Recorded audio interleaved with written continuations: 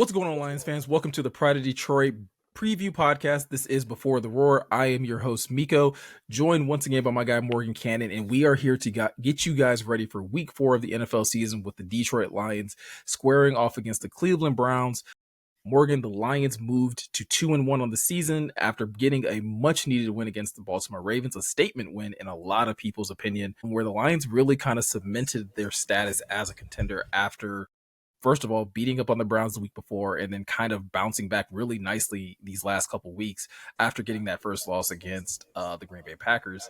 Now they kind of shift their attention to Cleveland, who is a team that just got their first win on the season, but at the same time is still having some struggles, especially when you start to look on the offensive end of this team. But it's still going to be, I think, a really highly contested game when you look at these two teams. Yeah, no doubt, bro. And I'm going to correct your Freudian slip there just so you don't jinx us. You said Browns earlier. We beat up on the Bears. Hopefully we beat up on the Browns. You know what I'm saying? But I'm feeling good, bro. It was fun. That was the most fun I think I've had watching an away game in a minute, I think. At least it might be a little bit of recency bias because Houston was fun last year, Green Bay on the road. I don't know. There's a lot of them. But either way, it was a huge win. It was a pretty emphatic statement, and I want this stuff to hush. I hope the internet's done now, like all the stupid memes like Dan Campbell without Ben Johnson, without Aaron Glenn. That's not the case, man. If you're listening to this, you probably know what I'm saying because you're a Lions fan most likely, but if you're not, Dan Campbell is where it starts and where it ends in Detroit. Make no mistake about it. So I wanted to get that out there and say my little piece while I could, you know what I mean? I feel you. I think that is a narrative that needs to be permeated throughout the league at this point, or at least throughout the media circuit, because if people are still holding on to this thought process that like this team is only as good as its coordinators, granted, yes, they have some really good coordinators once again, but the thing that has remained consistent and constant with this team is Dan Campbell at the helm, is Dan Campbell setting the tone and the identity for this entire roster. So that's the thing that like I think is going to continue to propel this team forward. But I agree with you, and also in the sense that like that was one of the most fun games that I've had, like away games, in terms of just like pure enjoyment from beginning to end. And it's one of those things where last week we talked a lot about the Ravens. We talked about how this was going to be a tough battle for the Lions. And I don't want to say that they made it easy, but I will say at no point in time in that game did I feel like extremely stressed out. Like everything felt like they were very much like in it, in terms of just like they're trading punches, they're doing this, and then it got to a point where it's like, no, like the Lions are dictating the pace of this game, and I think that's exactly what you're hoping for once it comes down to Cleveland coming into town this week. Yeah, and like the Lions left some meat on the bone, you know what I'm saying? Like with the BB dropping the pick, there was just some things they didn't like. The special teams was a bit of an issue again, like having to have 295+ yard drives. Like that's crazy, man. So props to the offense for executing that long because that's difficult to do once, let alone twice. So yeah, I do think there's room for improvement, but at the end of the day, you got to be happy with getting that win against that team. Like you said, Miko, that's a franchise both you and I really respect. We've said it a bunch on this channel, man. Like it would be great to be the Ravens of the NFC and just be competitive for the next 20 years and have a chance every single year because they've got 2 Super Bowl rings to show for it in that span since they've been relevant, right, Miko? Yeah, that's what you hope for if you're a team right now in the NFL. Like you want to be obviously getting to the playoffs. You want to be able to rack up Super Bowls, but you also just want to be like consistently competitive, consistently in the mix. And that is always a good sign that your organization is on the right track. And I think that's something that the Lions have been able to establish ever since they hired Dan Campbell and brought in Brad Holmes to kind of steer this ship. They've been on that trajectory. So with that said, if you guys want any more additional information or like insight from that game, from the Lions win over the Ravens on Monday Night Football, I know Jeremy and Eric just did a film breakdown over on the Pride of Detroit YouTube channel, which you can go over to youtube.com/Pride of Detroit. They did a pretty detailed film breakdown looking at Terrion Arnold and some of the struggles that he's been basically having. So I know that's a hot topic for a number of people. So if you want to see like what they are at least able to see in terms of where he's like, struggling, I highly suggest you guys go check that out, as well as go check out some of the articles that are over on prideofdetroit.com. Morgan, I'm not sure. Have you done your film breakdown article yet? So I'm finishing the film tonight, and it'll be out there Thursday morning. So just look for it on the website then for Thursday morning, and it'll be there. Perfect. See, you can listen to this podcast or watch this podcast and then go right over to the website and read Morgan's article as well. So look, you can get as much Pride of Detroit content as you're possibly looking for to kind of kick off your Thursday. But with that said, man, let's turn our attention over to the Cleveland Browns. Like I said, this is a team that's coming off their first win of the season, beating the Green Bay Packers 13-10. And in week 3, a really defensive battle between these two teams. Obviously, we know how good Green Bay's defense has been playing through the first 3 weeks of the season. But while there are questions about Cleveland's offense, and we'll get to that in a minute, this defense, for the most part, has been playing very, very stingy. Outside of giving up 41 to the Ravens, this is a team that held the Cincinnati Bengals offense in check, losing that game 16-17. And then you talk about having a really impressive come-from-behind win against the Packers to basically end their hopes of having an undefeated season. I say that with quotes. And really, like, again, that defense really just kind of keeping them in it for the entirety of that game. So what are some of your big takeaways about this team, that Detroit's going to be playing this Sunday? Tough, man. It's going to be like, it's the NFL, and you kind of, as a Lions fan, you should see that now, right? Like, after that Packers team is good, whether we want to admit it or not, they're a really good football team. And the Browns beat them. And it took a blocked field goal, but they were step for step with them. They forced some takeaways. It's going to be tough to deal with a team that has that much juice along their defensive front, like Chris Long, the current podcaster, Greenlight Podcast. He does a good national one.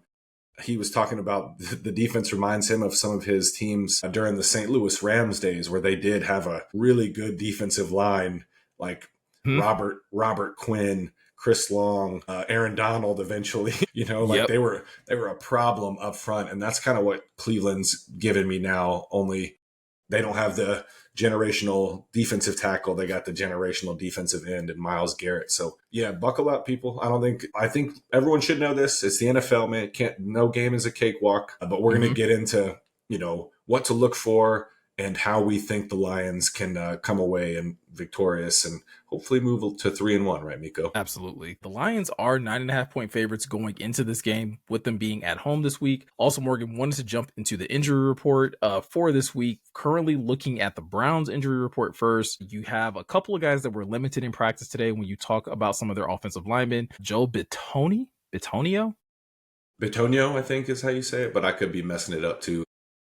I was going to say it's probably one of those two. I was limited today with a back injury. You also have Jack Conklin that was also limited with an elbow injury. A couple other noticeable names that Lions fans should definitely be keeping an eye on. Safety Grant Delpit, also limited with a back injury. You also had Myles Garrett, mostly just having a rest day today. And then you also have the likes of David Njoku, who was limited with a knee injury, as well as cornerback Denzel Ward, who did not practice with a shoulder injury. So those are a couple of names that I think Lions fans will definitely want to keep an eye on as we get closer to Sunday.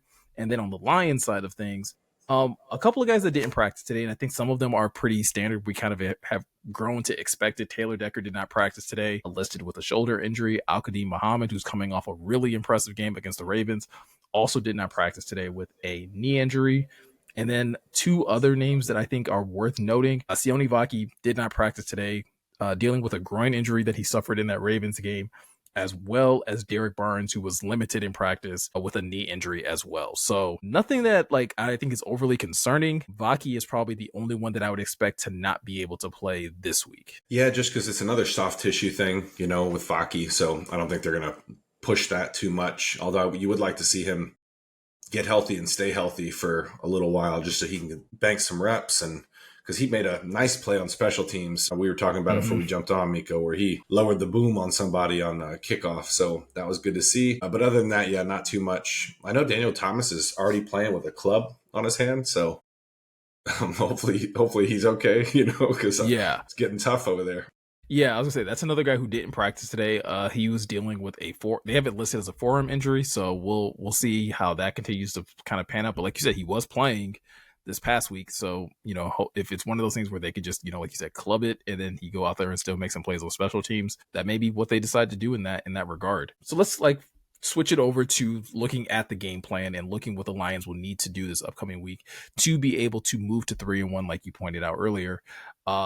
It's probably going to have to start with this Lions offense being able to get the better of this Browns defense. So when you look at that, how do you think the Lions offense can get an edge on this Browns defense? So obviously it's the best part of their team. I think if you watch the Browns at all this year, that's pretty clear to see, right? So we talked about them being talented up front. It works out for them because Jim Schwartz, old friend alert, is still over there as the Browns defensive coordinator. He likes to run some of that wide nine. So when we talk about like the wide nine, it's when the defensive ends are split out like super wide off of the tackle. And it's meant to create some pretty serious angles to the quarterback. Like back in the day, if you remember, when the Lions had the Ndamukong Suh and Ezekiel Ansah and Nick Fairley and all those guys. Yeah. That's what they were running, and it was good because they could create pressure by only bringing 4 or 5 guys, most of the time. And that's an advantage, as we saw. You see that all the time. So I say all that because that's what the Browns are going to rely on. They want to stop the run. They want to make you one-dimensional. And from there, they can, if they get you to third and obvious, it's tough, right, Meko? Because they're going to be tough to block, and they don't really got to bring a whole bunch of extra guys to create that pressure, right? No, they don't. I mean, they do have some good guys at that linebacker level that they could if they wanted to. But yeah, when you have a front four that has a Myles Garrett on it, Malik Collins is having a pretty good start to the season. According to PFF, he has 10 pressures so far throughout the season, is one of the more impactful interior defensive linemen when it comes down to rushing the passer. That is a situation that I think if you're the Lions, you want to avoid. You want to avoid from being in those third and long type of situations where the Browns can kind of just, pin their ears back and kind of just try and get after Jared Goff from the jump. But I do think, and I think, like I said, it's something where to keep an eye on the rest of this week. If Denzel Ward did suffer a pretty significant injury in that Green Bay game, it's something else that could be a good, chink in this armor of this Browns defense. Not being able to have one of the better corners on your team to be able to line up against an Amon-Ra St. Brown or a Jameson Williams is going to make you more susceptible to the pass. But at the end of the day, we know how Dan Gamble tends to think of these things. He's going to challenge that Browns run defense. Like, they've done a really good job so far this start of the season, keeping teams under 100 yards rushing. Dan's going to put that to the test, this week. Exactly. We talked about it before we hopped on. Like, they really didn't have much success running the ball against the Ravens in the first half, but then you see it's just like body blows and the floodgates open in the second half, and it pays dividends and then some. You know what I mean? Like, it's always worth it to play that way. So I think you're 100% right, Meko. They're going to try to, like it or not, they're going to establish the run. I know football purists are like, yes, you know what I'm saying?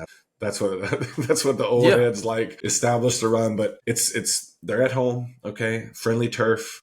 It's going to be nice and quiet to operate, so that's going to be an advantage.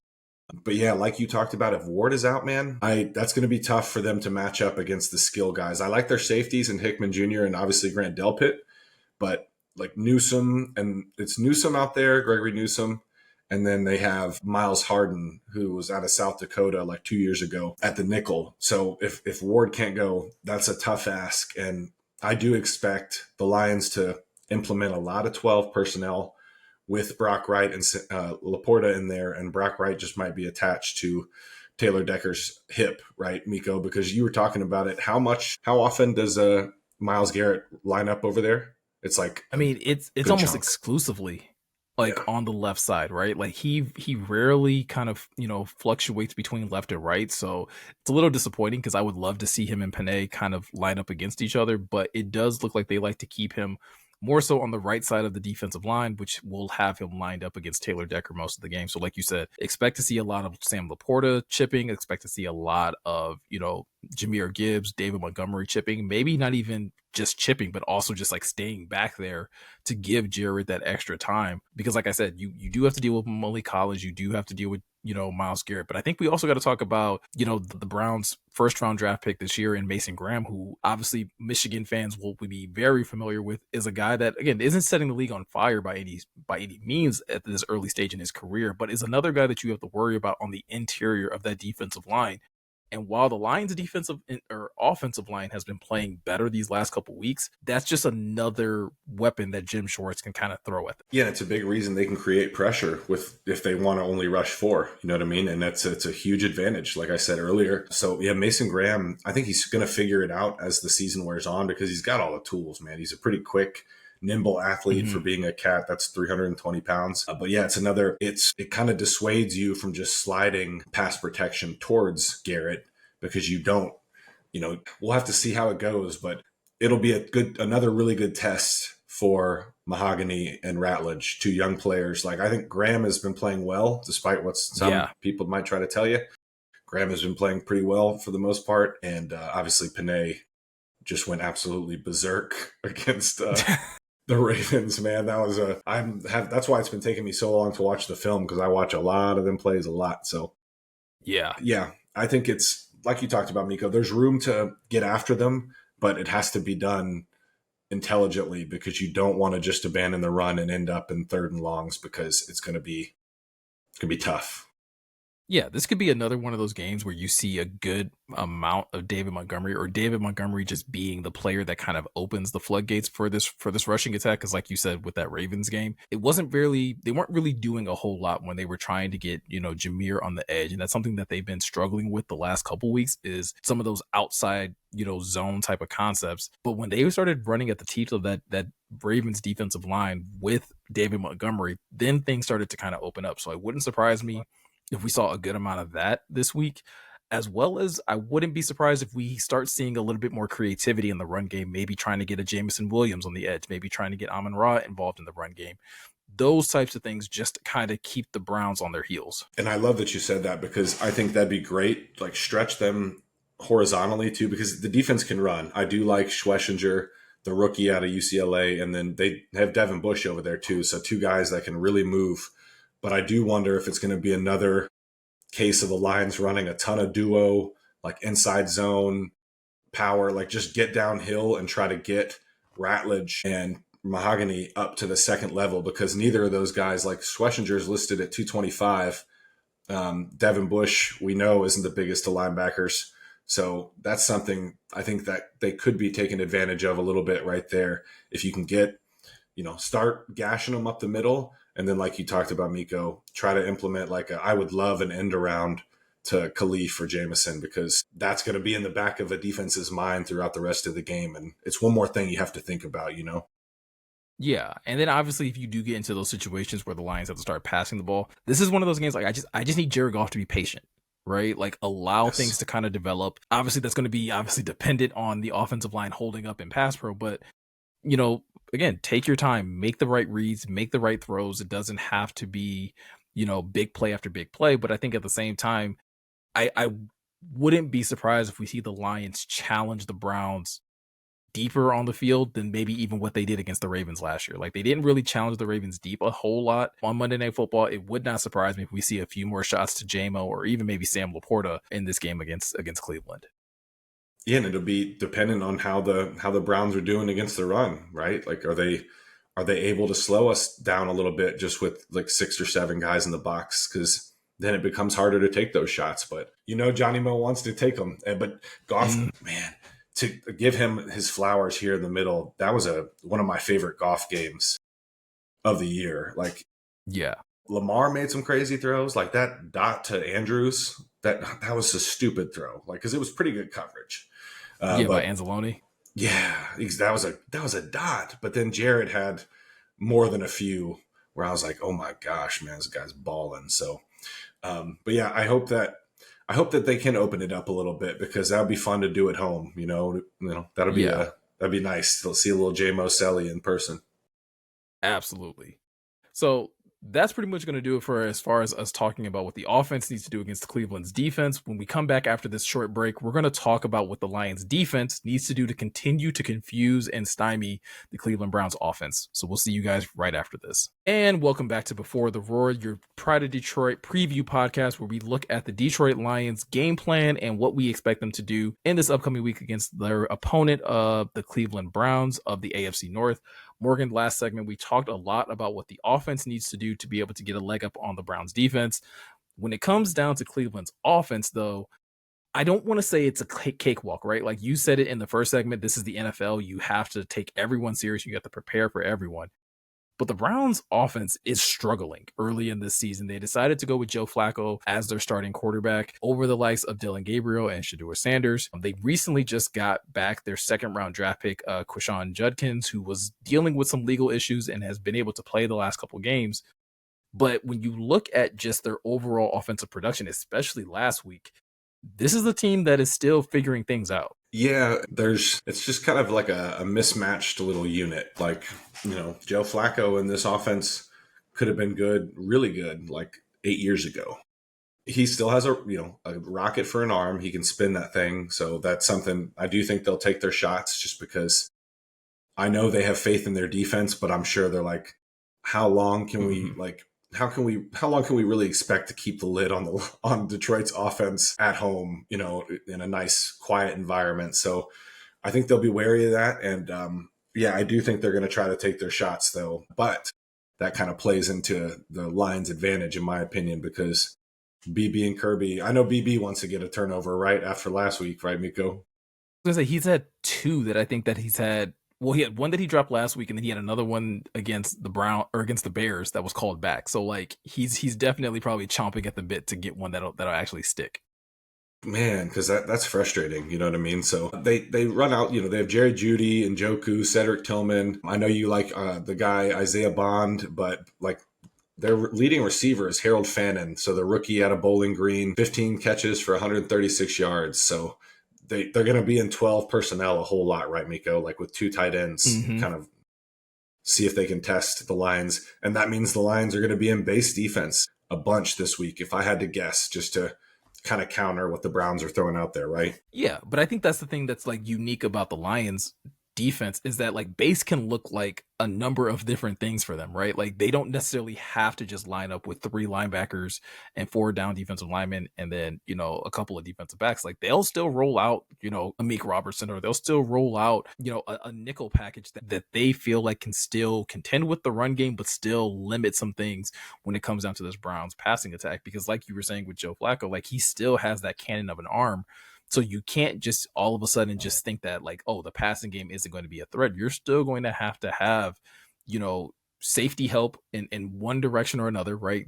Lions still love to put Kirby Joseph back there in single high in a number of situations, which you can do, but you're going to have to make sure that your corners on the outside can stick with these receivers, because between Jerry Jeudy and Isaiah Bond, like you have some legit speedsters on the outside, and Cedric Tillman is a big body receiver that can go up and get a lot of those 50-50 balls. So it's one of those things where if the Lions can get pressure on Joe Flacco, things will go a lot smoother, in my opinion. Like if you are going to force him to throw a lot of those, deeper routes with pressure in his face, then I think you open up the door for a Kirby Joseph interception. Maybe Terrion Arnold can get his first interception of the season. The same with DJ Reed. Like I think you can cause more havoc in that secondary. Exactly. You know what I mean? I look at it like it's going to be similar to last week, but you're not going to have to worry about Joe Flacco running around. And what I mean is the Lions are going to try to stop the run again, because they're going to know Cleveland's going to want to run the ball just to take some of the pressure off of Flacco in a hostile environment. But if they can make them one dimensional, Flacco really can't move, man. So that's like a sitting duck. And I think they can generate pressure, in my opinion. Like I think several guys can win some one-on-ones against some of these offensive linemen on the Browns. Like Cornelius Lucas is over there at left tackle. So that's something, if I'm Aiden, or if I'm Kelvin Shepard, that's where Hutch spends a lot of his time, lined up over the left tackle. So that's going to be something we're going to have to watch, right, Miko? And I think that's where their other tight end is going to be lined up, similar to how we're going to have to approach Garrett, right? Well, yeah, and I think because you don't have to worry about the threat of a Joe Flacco taking off and running, I wouldn't be surprised if we saw Kelvin Shepard maybe get a little more creative with some of his blitz packages, because you know where Joe Flacco is going to be. And obviously he's a very experienced quarterback, so you can't necessarily think that you're just going to surprise him with anything, but that's where you maybe could see Brian Branch coming in on a couple blitzes, maybe having Amik Robertson come in on a blitz from, here or there, or blitz your linebackers and things like that, just to create some additional pressure, because you just know that Flacco's not going to have the athleticism and the youth on his side to be able to escape some of that pressure that may be coming at him. But I think this is another situation where Al-Qadim Muhammad, if he is able to be healthy and right for this game, could be another really good opportunity for him. Since you're talking about, the Browns potentially sliding additional protection over to Hutch's side. Well, let's see if Al-Qadim Muhammad can follow up, his last performance with another big game. I would love that, because if you get some interior pressure on Flacco too, on a guy who really can't move, like we know how that goes with Jared, and Jared looks like Michael Vick compared to Flacco at this point in his career. You know what I mean? So yeah, I really do think it could be another big game for the pass rush if they can stop the run first. And we know how this coaching staff operates, so I think that's going to be priority number one. And if you get that done at home, where it's going to be loud at Ford Field, they're going to have a tough time communicating. If the Lions can get out to a decent lead, that's where the pressure could really get turned up for a guy like Flacco. And this offense that, just like you said at the top, Meko, is just having a hard time putting one foot in front of another for like stretches Mm-hmm. of time. That's the best way I can put it. You know what I mean? Yeah, I mean, we're 3 weeks into the season. Joe Flacco's already been sacked 6 times. He's already thrown 4 interceptions. There is a path to be able to disrupt his game and have that lead to more opportunities for the defense to be able to create turnovers. But like you said, it is going to start with them stopping the run game. Quinshawn Judkins, through 2 games that he's actually played in, he already has 28 carries for 155 yards and a touchdown.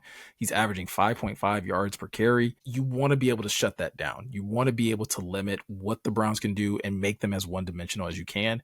And then, yeah, start teeing off, with your pass rushers, with your different blitz packages, and see if you can kind of really unsettle the Browns offense. And it could be a day where the Lions could force a couple takeaways. That would be good.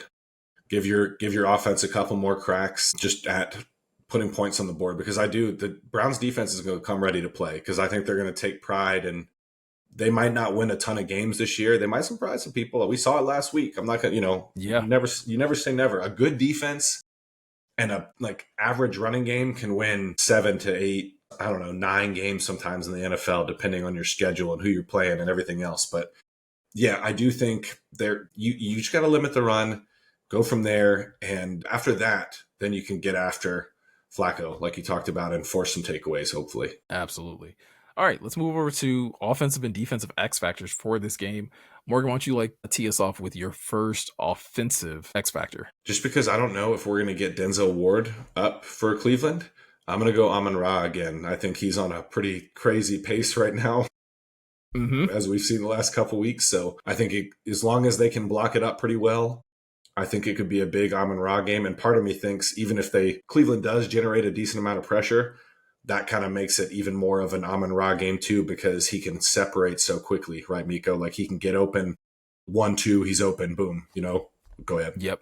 No, that's exactly what I was thinking. That whether it's a good day for the offensive line or a bad day for the offensive line, Amon-Ra can get open in so many different aspects of this offense, whether it's in the short yardage game, the medium range, or again going down further down the field, making some big plays that way. But he's someone that I think it would be very easy to rely on, whether again he's getting wide open right off the line or making a bunch of tough contested catches as well. Yep. Yeah, because he's just on another level, man. That's the easiest. I wish I had better analysis for the people, but he's operating at S tier level of just his craft. Like you can tell he's obsessive about it. The great ones always are, you know what I mean, for the most part. So it's just been a treat to watch him play football. And then the blocking, inserting into the C gap and helping Panay and them cave the line in. Other $30 million a year receivers aren't really doing that. So shout out to Amon-Ra, man. I just want to give him his flowers. Special player. It's one of the reasons I had him. I said that he was a top 3 wide receiver in the NFL yesterday. I'm ready to have that conversation, and I can say that with my whole chest at this point. For me, I'm going to go Taylor Decker, and it's for the reason we talked about with Myles Garrett primarily lining up on that left side of the offensive line.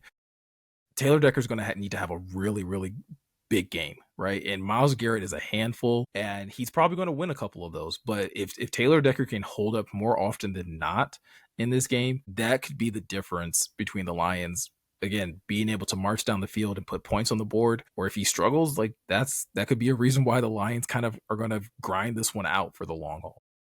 No, I love that pick. And A good day for Decker, I want to set the table a little bit, is going to be like, don't allow any back-breaking plays, like no strip sacks, anything of that nature. Like if Yep. you're gonna give up some pressures, man. It's Myles Garrett. Like I don't throw around the generational word lightly. It's the best defensive player since Aaron Donald walked off the field for the last time, in my opinion. So mad respect to the man. Yeah. And I do think it's going to be a lot of quick game. Like Johnny Mo's not going to mess around. That ball's going to be out pretty quickly. And if they do take a shot, it's going to be out of some like play action, max protect where there's only two receivers. Yeah. You know what I mean? Like just to be safe, because you don't, like you talked about, that would be a recipe to let the Browns stick around and like make this a close, like grinded out type of game. And we don't want that. I want a cool, calm, and collected win. Who's your go first with your defense though? Let me know. I'm gonna go with Kirby Joseph, and I think again in a similar way of just like play style of the Browns quarterback. Like Kirby's had one pick so far this season, but I think he's gonna have a lot more opportunities this week with the Browns. More than likely going to try and challenge the Lions deep on a number of situations, whether that's because they can't get the run game going or just because that's how they want to scheme up their players getting open. As long as Kirby is having disciplined eyes and is able to be in the right place at the right time on Sunday, it would not surprise me to see him come down with maybe one or even two interceptions in this game. I like, especially from a logical standpoint, that absolutely makes sense, because if the Browns have a tough time protecting Flacco, it's gonna, he's gonna have he's gonna have his opportunities, because that's a veteran quarterback. And like I said, I don't think Cleveland's walking in here being like, we're gonna just shut down this Detroit offense for 60 minutes. No problem. I don't know that that's realistic. So my defensive X factor, I'm gonna go with Tyleik Williams, man. I've loved what I've seen from him. Like his game's just kind of doing this boom, boom, boom, like got the sellies down, like he did a little wiggle in the bowling celebration. If y'all didn't see that, look on the internet. It's hilarious. He's awesome. I like that kid a lot. So I'm going to go Tyleik, just because if the Lions, similarly to how Cleveland's going to want to operate, if the Lions can just neutralize this Browns rushing attack with base and not have to commit, like not have to bring a bunch of people to the party in terms of extra personnel, I think they're going to be in good shape, because then, like you said, Meko, they'll be able to get after them. And I do think this could be a game where Tyleik maybe gets his first bucket. Does he have a sack yet? No, he doesn't. So this definitely could be the first one for him as well. I think that's a good shout right there. Yeah. All right, let's move over to score predictions. You want to kick us off here? Yeah, I'll go. I think I don't know. I saw the line initially and I was like, whoa, that's big. But then my prediction is 24-13. So I guess it's not that big. So that's kind of the game. That's how I think it's going to end up shaping out. I do think it might be a little closer than people want or expect. But I mean, we saw them beat a good team last week. So I do think it's going to be tougher than some expect. But I hope I'm wrong. What about you? Yeah, I'm one of those people that think it might be. I'm one of those people I think it might be a little bit easier than it probably will be. I think the Lions kind of blow out the Browns in this one. I got the Lions winning 27-3. I do think they'll struggle offensively. I don't think it'll just be like a consistent track meet up and down the field type of situation. I don't think it'll be like a repeat of, what was it, the Jaguars game last year, where it was like, this was over by like the second quarter. Like I think the Browns are going to have their moments, but I do think unless the Lions turn it over on their side of the field, I think the Browns are just going to have a really hard time moving down the field and getting into prime scoring, situations. So it really has more to do with the Lions just kind of seeming to like really be finding their groove, really finding their swagger. And I do think, honestly, I think the Packers losing last week is a good reminder of like, hey, don't take this Browns team lightly. I think if the Packers had like blown the Browns out, then you maybe have to worry about this team coming into this game, maybe like not taking it as serious as they should. They just saw a team go toe to toe in a really tough defensive battle against the Browns. And so I think that's enough for them, as well as just having Dan Campbell as the type of coach he is, to have them locked in on this one. Yeah. And I think your score prediction in my head is what's going to happen if the Lions do like run the ball well. Like they don't have to go 224 yards like they did against Baltimore, but if they run the ball efficiently though, I feel good about the offense being able to operate like and kind of at least slow down Garrett to where he's not wrecking a game. You know what I mean? Yeah. And then, like you said, if they can just play sound defense. Don't give up anything easy. Make them earn it. And Yeah. I do completely agree with you. That's going to be tough. That's a tough ask.